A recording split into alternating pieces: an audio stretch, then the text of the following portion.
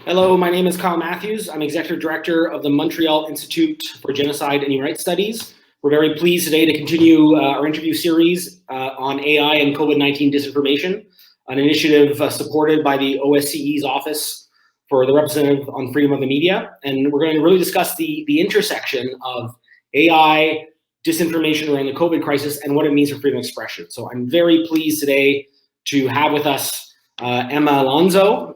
Emma is the director of the Free Expression Project at the Center for Democracy and Technology. Emma, thank you for joining us today. Thanks so much for having me. So, Emma, I would like to start off with the question, just to maybe get your perspective on what do you believe are the key challenges raised by digital disinformation during the COVID pandemic? Yeah, that's a great question. So the way I've been thinking about kind of disinformation in the COVID pandemic, there's the kind of obvious issues of medical information and medical misinformation kind of being rife, not just on social media, but kind of throughout so many places where people are trying to access information. I think one thing to recognize about the COVID pandemic in particular is because it's a novel virus, because it is actually a very new thing that everyone in the world is grappling with, we have even more of what various researchers have termed data voids, places where there's just not good information to be had. This was particularly true, I think, in the early days of the pandemic, where advice from different medical professionals on whether you should wear a mask or what you should be, how much you should be focused on washing your hands versus staying 6 feet away from other people. It wasn't that there was a known right answer and people were putting bad, false information out there. People were still, scientists, researchers, experts were still figuring out what the best information was to give to people. So I think that in particular, when I think about the COVID-19 crisis, it's all of the different challenges of disinformation, of information playing on people's emotions and the real potential risk to people from disinformation, but just heightened or even harder because we are dealing with an area where there's cutting edge research happening every day and new information and changes in information also coming out every day. Good, Emma, if you could talk about what's the role of AI in going after disinformation? Sure, yeah. So I think there's one thing that we've seen, particularly with the COVID-19 pandemic, is just how involved in content moderation artificial intelligence or machine learning or different types of automation have really become, especially on the largest platforms. One of the big messages out from companies like Facebook and YouTube toward the beginning of the pandemic was that they were really going to have to be relying on automation, on machine learning, because they were, for very understandable reasons, sending their human staff, their moderators home, saying, don't come work in a big open office setting with dozens or hundreds of other people. That's not safe. And so when they had to take moderators out of the loop, when they had to take those humans out of the loop, there was much more of a reliance on how to use automation to do all sorts of content moderation, whether it was for disinformation or hate speech and harassment or violent content. And it's been interesting to look at the company's transparency reports in the months since the beginning of the pandemic to see what kind of information they're able to report on what changed when they took humans out of the loop. One of the big trends, it seems like, is in general, companies actually taking down less, because when you rely really only on automation or primarily on automation, the risk that your automated systems might incorrectly identify content as violating a policy and needing to come down, that risk is pretty high. And if you don't have that backstop of a human taking a look at something that the automated system has flagged and deciding, oh no, that's a joke, or that's a news report, that's something that should stay online, even though to an automated system, it might look like something that violates our policies.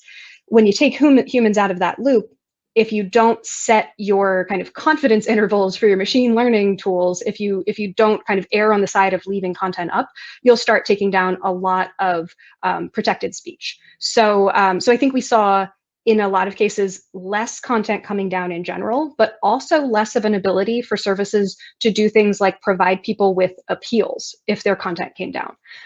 If you try to appeal a decision by an automated system to that same automated system, you're almost certainly going to get the same result. So it wouldn't really make sense to try to appeal not to a human. Without the human staff in place, I know that Facebook and YouTube in particular had to kind of turn off the appeals function and just let people know, we're sorry you disagree with us and that your content came down, but kind of there's nothing we can do about it right now.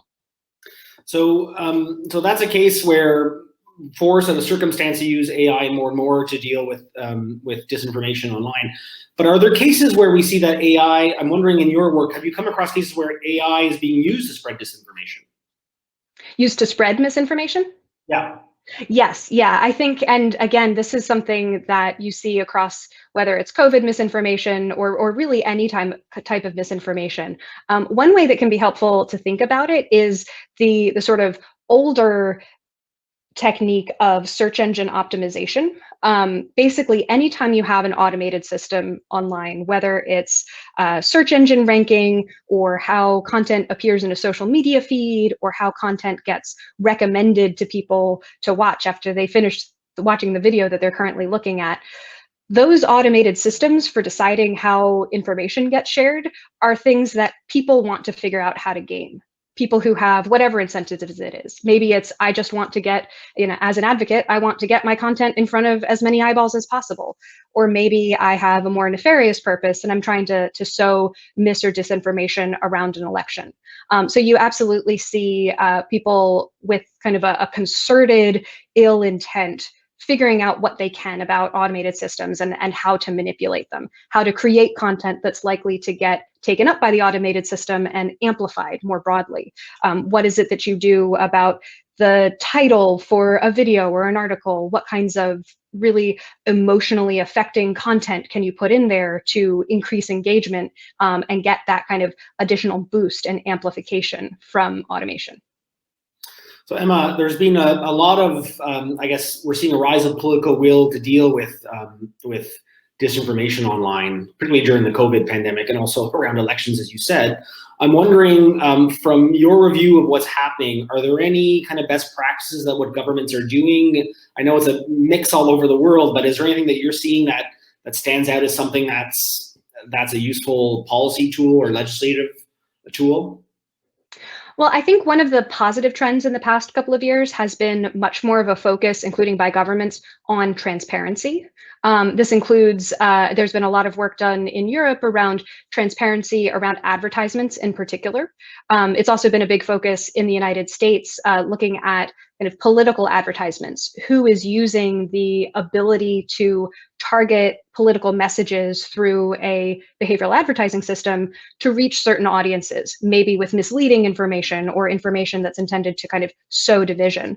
So there's been a lot of pressure on social media companies in particular to be more transparent about their content moderation practices in general, but in particular about their advertising systems. And you've seen kind of as a result of this pressure and kind of work that regulators in the European Union have been doing around codes of conduct to really look at more consistent and systematic transparency of advertising and kind of databases of advertising that are running on some of these big platforms so that you can have external researchers, journalists, advocates, just the general public, look who is buying what kinds of messages to put in front of what kinds of people, how much money is being funneled into putting particularly targeted messages kind of into our political discourse.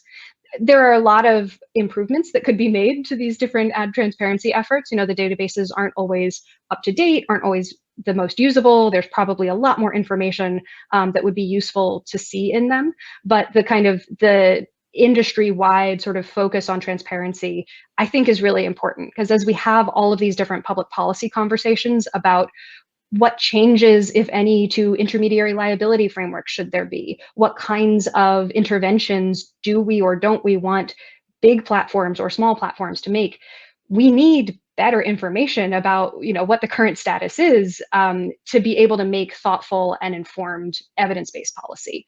So I think transparency is a core piece of that, and getting more information more regularly from companies about how their systems are actually being used by users and what the companies themselves are doing to try to combat some of these problems.